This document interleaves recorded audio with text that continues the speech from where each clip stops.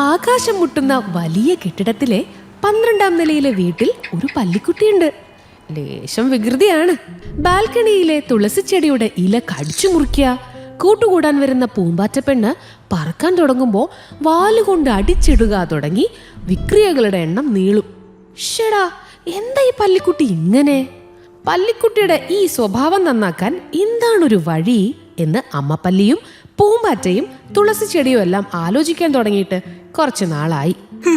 എത്രയൊക്കെ ശ്രമിച്ചാലും പല്ലിക്കുട്ടിയെ പിടികൂടാൻ കിട്ടില്ല. ഇടയ്ക്കിടെ കർട്ടനിൽ വലിഞ്ഞു കയറുന്നത് കാണാം.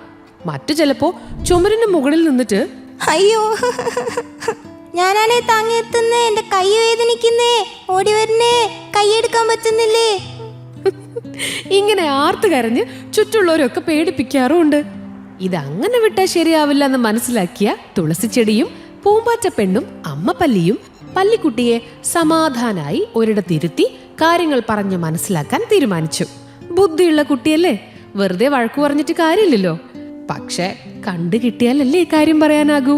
അങ്ങനെ ഒരു ദിവസം പൂവുകളിൽ നിന്നും തേൻ കുടിച്ച് കുറച്ച് തേൻ ഇലക്കുമ്പിളിലാക്കി വീട്ടിലേക്ക് തിരിച്ചെത്തിയ പൂമ്പാറ്റപ്പെണ്ണ് ഒരു കുഞ്ഞി പല്ലിവാല് കണ്ടെത്തി.